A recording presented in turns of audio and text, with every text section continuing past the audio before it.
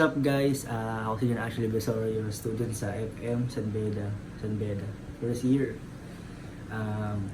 Itong vlog ko about sa history. Ang content ng vlog ko ay dito sa Laguna. Ang mga cover ng vlog ko, ang places dito sa San Pedro kung saan ako nakatira, sa Binyan, sa Santa Rosa, tsaka sa Calamba.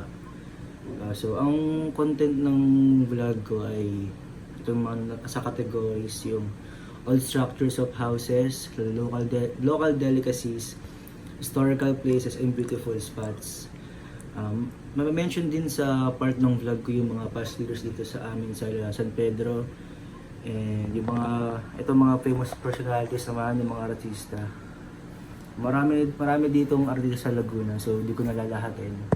Ang masasabi ko lang dito sa mga artista ay si Rico Blanco at si Alden, mga taga dito sa Laguna, sa San Pedro, taga Laguna, si Rico Blanco at si Alden.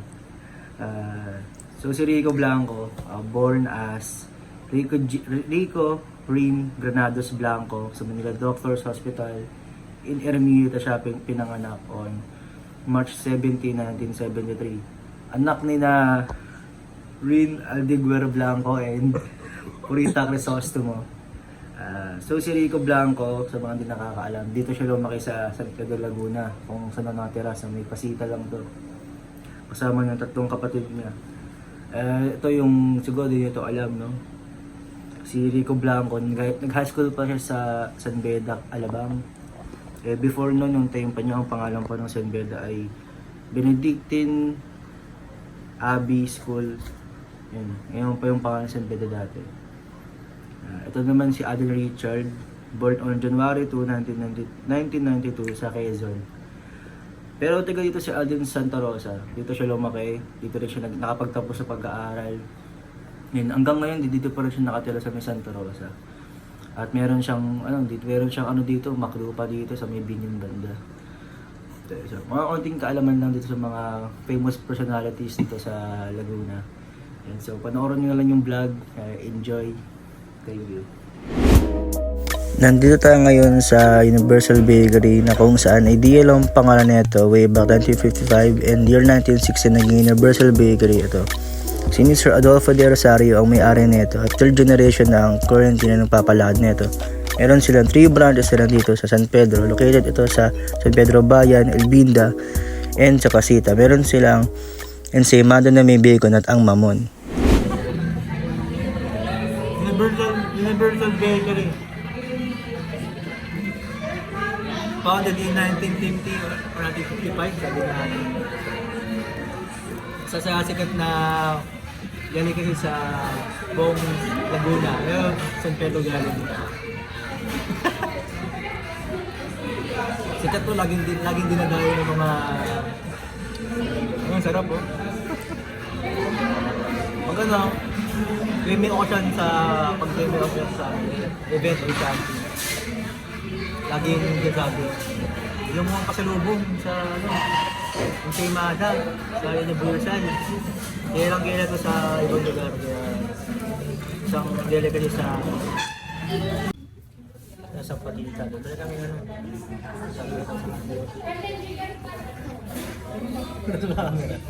Bumala kami sa Pagitari na kasi bagay na sa heritage natin o culture sa pagitan. Tuwing second week ng February, na-celebrate magkakaroon may sa Pagitan Festival nakalagay sa Philippines. Kasi kilala yung San Pedro bilang sa Pagitan kasi kaya ng Philippines. Yun yung ginure, ano? San Pagitan. Ayun nalagay. The annual City Festival is celebrated on the second week of February. Sa Pagitan Festival is in San Pedro Laguna. It's a celebration of the city's cultural heritage, vibrant community, and the beauty of the San Pagitan. So, anong pagkakaintindihan? Ano siya? Importante siya sa ano? Kakagaya natin ng Universal Studio, York Bakery. Magkaya na si Mana. Sa tuloy ngayon, mapahangin siya, nagkikingal na ako. Next stop natin, wala tayo sa Manok de San Pedro tsaka sa Robinsons. Doon, papunta doon. Tapos wala tayo sa Masyang. Ang sikat na kayo na dito sa San Pedro. Tapos natin doon. Dito, ganda. Ito tayo punta. Binyan. Kung saan, pupunta natin yung Oran de Rizal. Bahay ng Oran de Rizal. Saka marami yung plaza doon. Old houses, separate houses. Kaya na, hindi na ako kasi Ah,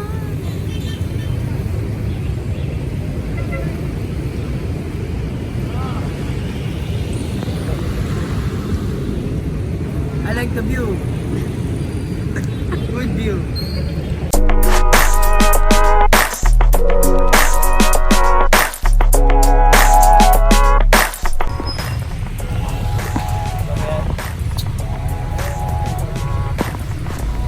Pagkalagyan ng Muntinlupa ako pasok dito ng Giro. Sa San Pedro na pala ako. Sa Laguna na. Kasi naman po yung papunta ng Muntinlupa. Pag pumasok ka dito, ito yung San Pedro City is a first-class city in the Philippines, province of Laguna. It is named after its patron saint, Peter the Apostle. The roosters, perched on the ark, represent the incident where Peter denied Jesus, followed by the crowning of the roosters. The Christian world calls this the incident of repentance, for the crowning of the rooster was followed by Saint Peter's bitter cry and plea for forgiveness. shout out kay Kuya. Sama sa vlog, sikat ka na.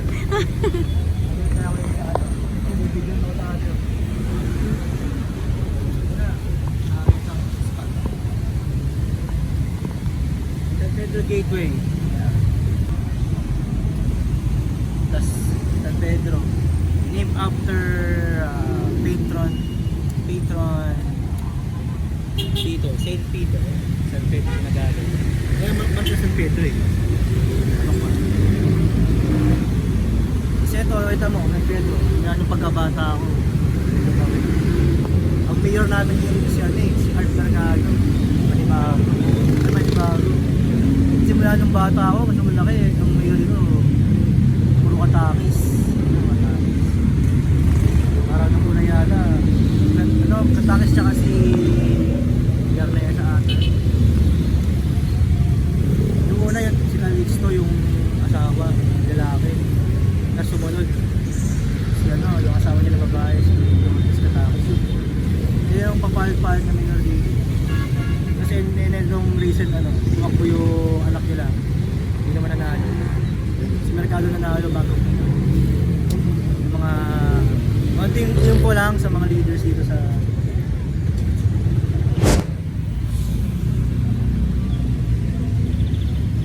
Sheesh! Welcome to San Pedro.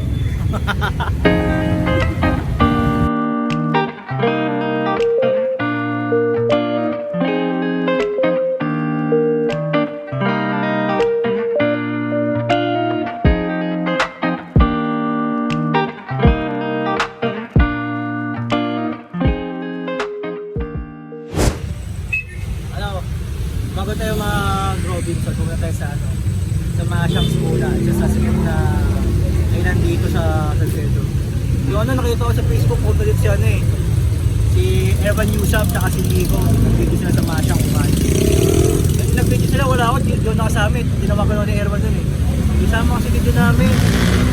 Doon tayo sa Masyang. Wala, hindi ako available doon eh. Kaya pumunta ako ngayon. Tara guys.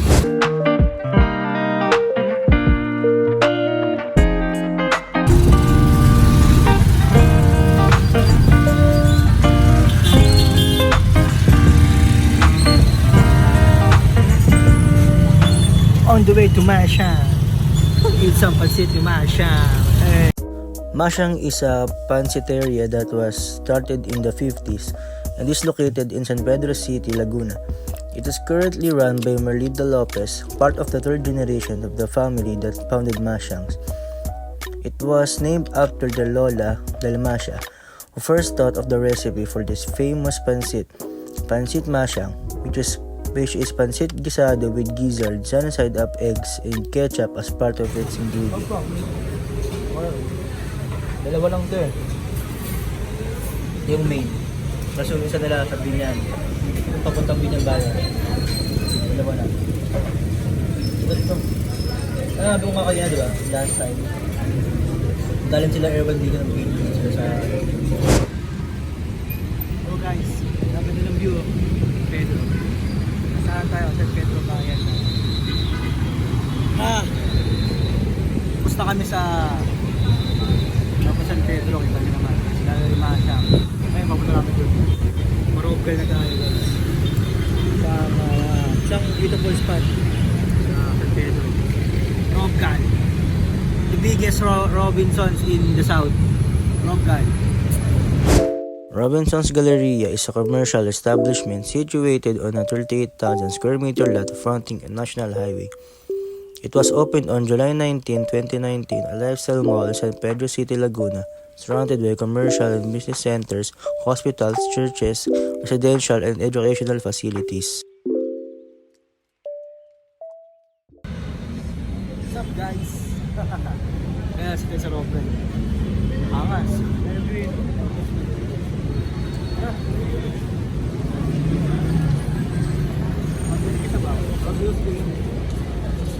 Biggest Robinsons in the South.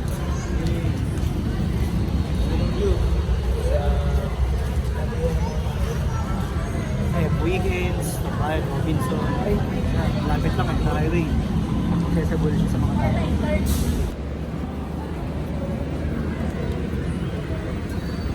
Lamig, sarap. Sa Robinson South. Aircon, kailangan ko yun. Ako na sila sa bookstore kasi bibili ko lang nila ako.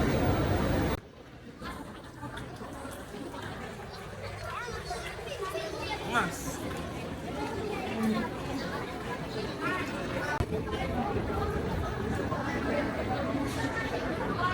Visit ka! Captain Juan de Salcedo discovered and founded Binyan at the end of June 1571.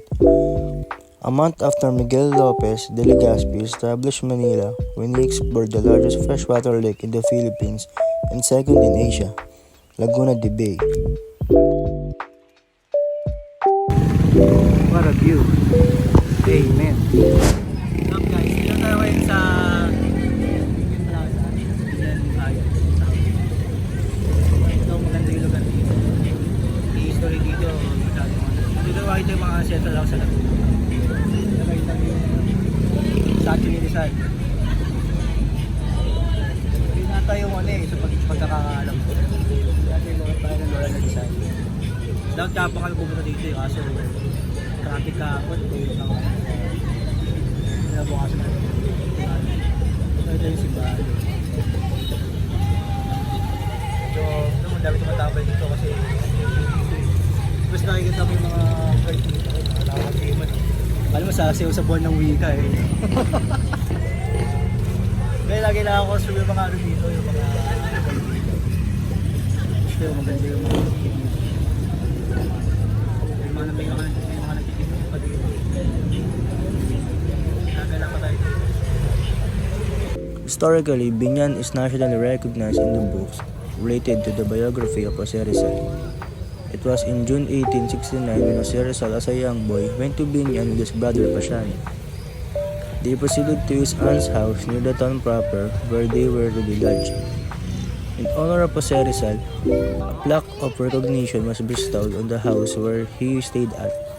A monument now stands at the center of Binyan's Town Plaza in recognition of Binyan's affiliation to Jose Rizal. The Alberto Mansion is a historical heritage site and is over 200 years old. It is the ancestral home of Dr. Jose Rizal's mother, Teodora Alonso.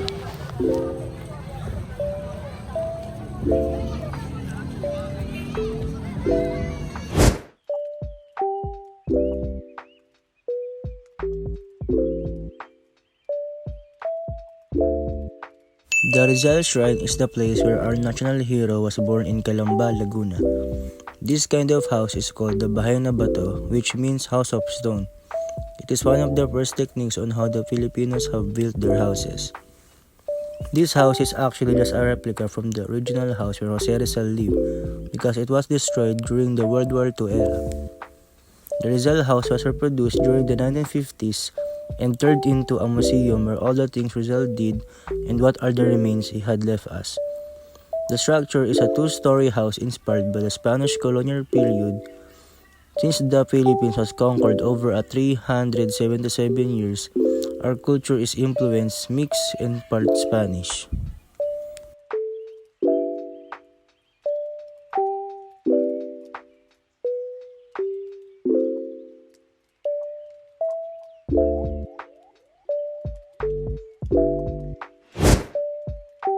Enchanted Kingdom officially opened on October 19, 1995. The park was founded and funded by a group of businessmen, friends led by Cesar Mario O. Mamon and his brother-in-law Rafaelito E. Minguez, who initially served as its chairman of the board and president and CEO respectively. From 1999 onwards, Cesar Mario O. Mamon has served in a concurrent capacity as the park's chairman, president, and CEO. EK is the first and only world-class theme park in the country. The theme park offers thrilling rides and kind of Disneyland attractions and is located at Santa Rosa, Laguna.